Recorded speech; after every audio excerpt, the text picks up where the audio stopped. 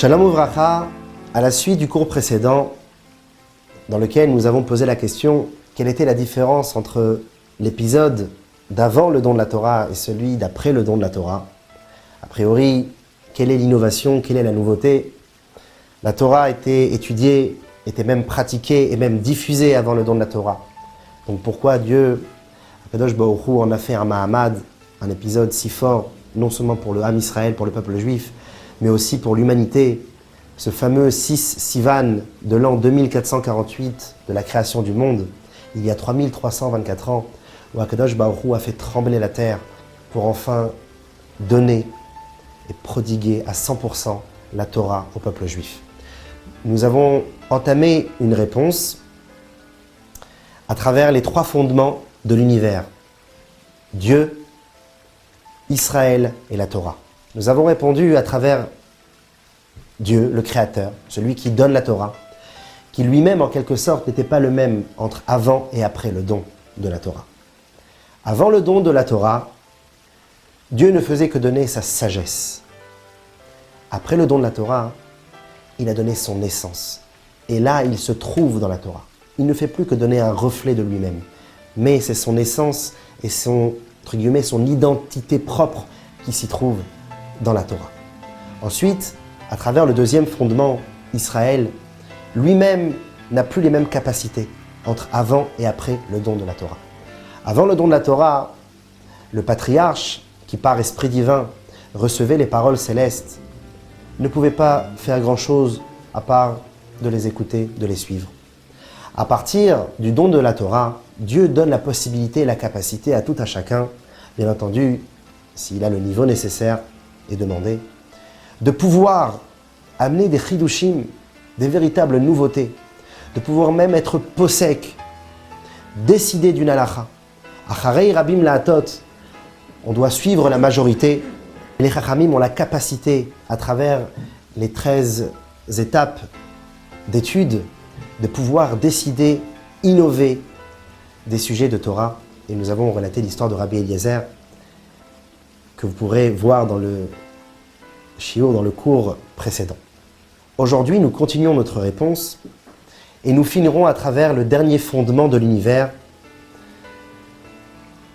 la Torah elle-même. En effet, la Torah elle-même n'était pas la même, n'était pas identique entre avant le Matan Torah et à la suite du don de la Torah. Jusqu'au Matan Torah, l'enseignement, les préceptes, les commandements de la Torah étaient purement et simplement spirituels. Même lorsqu'on l'étudiait dans le monde, la Torah n'influençait pas le monde, ne changeait pas le physique, ne transformait pas la matière. Car la Torah était spirituelle et le monde est matériel. Ce sont 2 entités infusionnelles, ce sont 2 entités qui ne peuvent pas s'unir. Hashamaim, Shamaim la Hashem, comme dit le verset, le ciel appartient à Dieu. Ve'aretz natan ivne Adam, et la terre il l'a donnée aux hommes. Donc le spirituel et le matériel étaient déconnectés. Au don de la Torah, il s'est passé quelque chose de totalement nouveau, révolutionnaire. La Torah, qui était jusqu'alors spirituelle, est descendue à un niveau matériel et voire même des fois grossier. En quelque sorte, on peut le voir aussi dans les 10 commandements. Lorsque Dieu nous dit « ne vole pas, ne tue pas », à ce moment-là, Dieu il donne une nouvelle nature à l'homme. Comme nous dit le Likutei Torah, Dieu donne une nouvelle nature, celle de ne pas être un tueur, celle de ne pas être un voleur. Jusqu'alors, un homme pouvait l'être. Mais depuis le don de la Torah, Dieu donne une capacité à l'homme de pouvoir faire le bien et de ne pas faire le mal. La Torah change même la nature de l'homme. Il ne peut plus tuer, il ne peut plus voler. Bien entendu, il y a des tueurs, il y a des voleurs, mais il ne fait qu'aller contre sa nature. Sa véritable nature, c'est de ne pas voler, c'est de ne pas tuer. Lo tirtsar, lo tignov. Tu ne peux pas tuer, tu ne peux pas voler. Car la Torah est en train de transcender la nature même humaine, physique et matérielle de ce monde. Nous voyons cela à travers également les mitzvot. Vous savez, avant le don de la Torah, nous racontons que Yaakov Avinu, notre patriarche, pratiquait la mitzvah de Téphilin. Mais étrangement, Le Midrash nous raconte qu'il prenait des bâtons, des lianes, des branches, qu'il les enroulait autour de son bras. Et à travers des pensées spirituelles et des voies assez mystiques, pouvait pratiquer la mitzvah de tefillin, faisait la bracha et avait fait la mitzvah de porter les tefillin.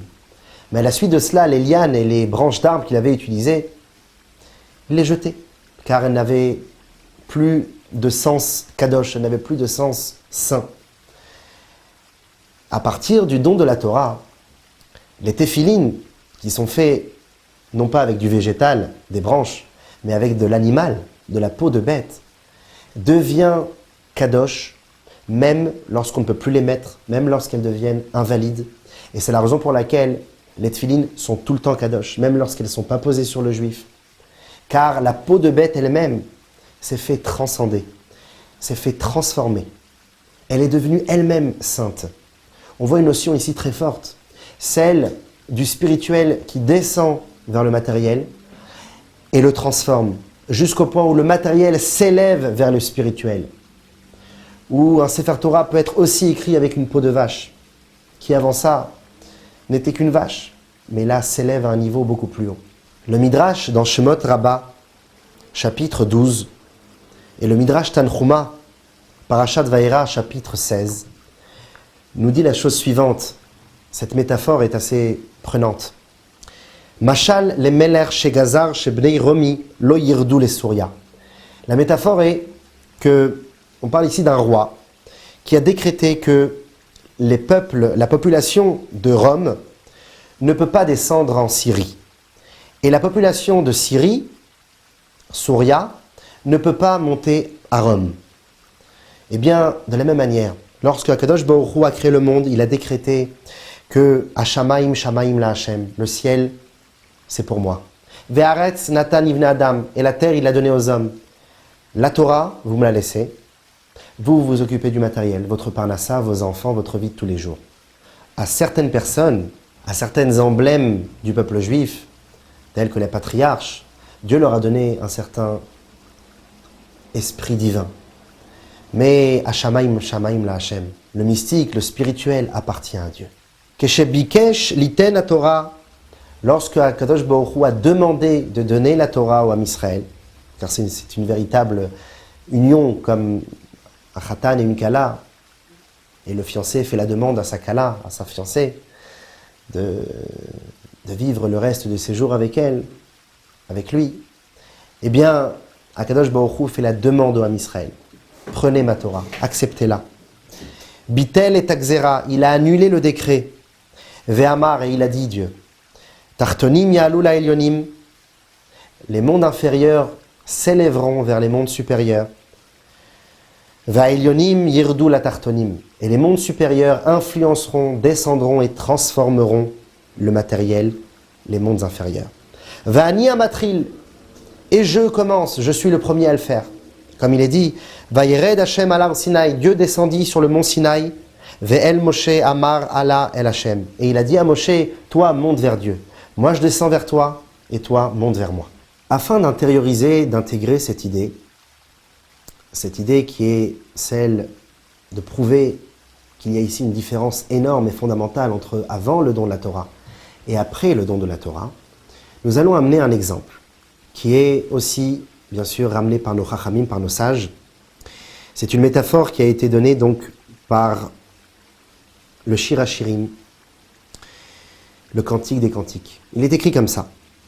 Kol hashirim shamru lefanecha avot, toutes les louanges que les patriarches ont fait devant toi, Dieu, erechot ayu, n'étaient que des parfums. Aval anu, mais nous, le Ham Israël, depuis le don de la Torah, shemen turak shemecha, ce n'est plus qu'une odeur, ce n'est plus qu'un parfum, mais c'est une véritable huile, une huile essentielle qui exprime ton nom. Ke'adam shemorik mikli lekli, comme un homme qui verse d'un ustensile à l'autre, eh bien nous avons cette capacité de prendre ta Torah comme si c'était une huile et de pouvoir la verser d'un endroit à l'autre. Alors nous avons parlé pour la Torah, nous avons parlé de Shirim, les louanges. Shirim, effectivement, Shirim c'est la Torah. Les louanges, dans Masechet Chagiga, le traité des fêtes, page 12, Kol haosek baTorah balayla, tout celui qui étudie la Torah la nuit, Chut shel chesed meshoch alav bayom, un filet de bonté le caresse pendant la journée. Comme il est dit, Yomam yetzave Hashem chasdo, car le jour Dieu enseigne sa bonté. Ubalayla shiro imi, et la nuit sa Torah est avec moi. Shiro, son chant, sa louange est ici allusionné comme étant la Torah. Donc la Torah c'est la louange. Et dans ce Shir HaShirim que nous avons dit précédemment, Shlomo HaMelech est en train de nous dire quelque chose de très fort.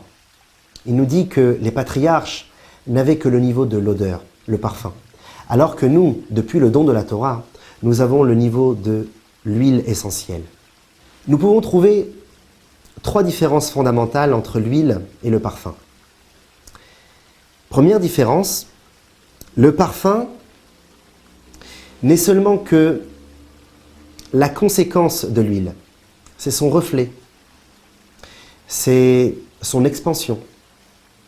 L'huile se trouve dans le verre et l'odeur s'y dégage.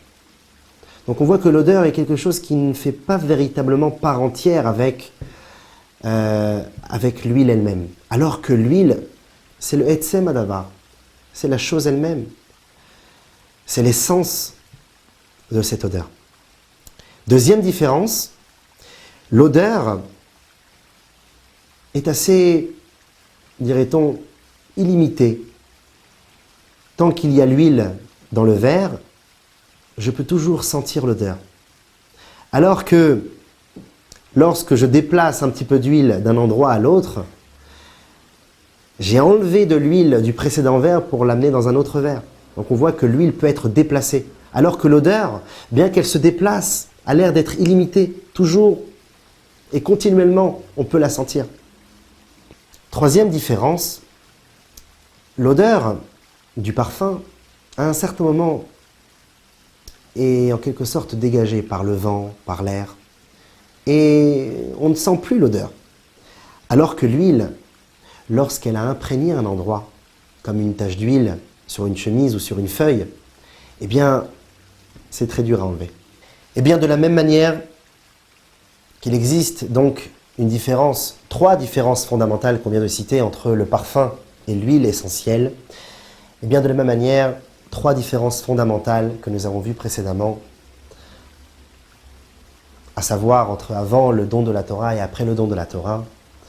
Et les patriarches sont comparés à l'odeur, et le Ham Israël est comparé à l'huile essentielle.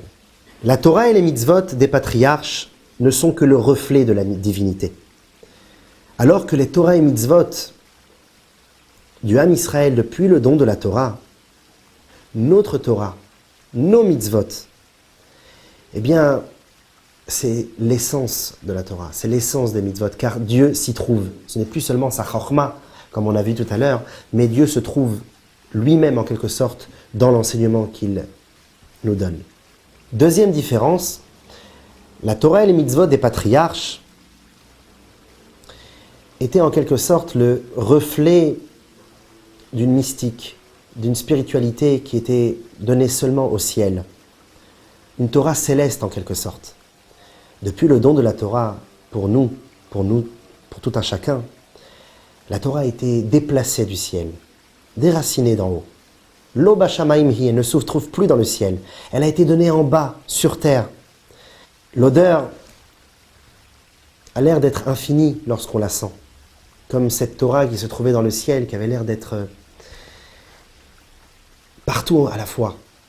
Alors que depuis le don de la Torah, eh bien, c'est comparé à l'huile. Si on prend un peu d'huile, on le déplace d'un endroit à l'autre, alors on enlève d'un peu d'huile d'ici pour l'amener ailleurs, parce qu'on est en train de toucher la chose elle-même. Troisième et dernier exemple, la Torah et les mitzvot de nos patriarches étaient purement spirituels, avaient un impact seulement dans la spiritualité, et ne transformaient pas le monde, ne transcendaient pas le monde. depuis lors, depuis le don de la Torah et les mitzvot, eh bien, intègrent la matérialité et transforment le physique, jusqu'à même transformer la grossièreté de ce monde. Eh bien, dans l'exemple, l'odeur, le parfum, à un certain moment se diffuse et n'a plus d'odeur, alors que l'huile intègre les choses jusqu'à en faire une tâche difficile à enlever. Comme la Torah et les mitzvot que nous pratiquons aujourd'hui, qui est à l'intérieur de nos actions, qui font partie de notre intégrité, de notre identité. Et enfin, c'est la raison pour laquelle cela se nomme une Torah Traim, une Torah de vie. Depuis le don de la Torah, une chose très forte nous a été donnée. La Torah a été donnée non seulement dans notre esprit, pour être pour nous un enseignement et une ligne de conduite, mais bien plus. La Torah a été donnée dans nos mains. La Torah est au bout de nos ongles et nous pouvons l'attraper, nous pouvons la caresser, nous pouvons en faire ce que bon nous semble dans les chemins, bien sûr, des préceptes de nos Chachamim. Car la Torah ici est intériorisée par le juif. Lorsqu'il étudie une notion, il la met en pratique dans la vie de tous les jours. Et c'est ça la force du don de la Torah. Elle nous a été donnée pour qu'elle fasse partie intégrante de notre être et que nous puissions intérioriser la Torah, que nous puissions la sentir au bout de nos doigts et qu'elle ne soit pas qu'une sagesse, une intelligence même, dirait-on, divine, suprême, mais qu'elle soit une véritable Torah de vie, un enseignement vivant à travers nos tâches personnelles de tous les jours, dans notre vie, dans notre travail, dans notre famille, pour très bientôt recevoir Mashiach Bekarov. À très bientôt sur toradevie.fr pour d'autres cours.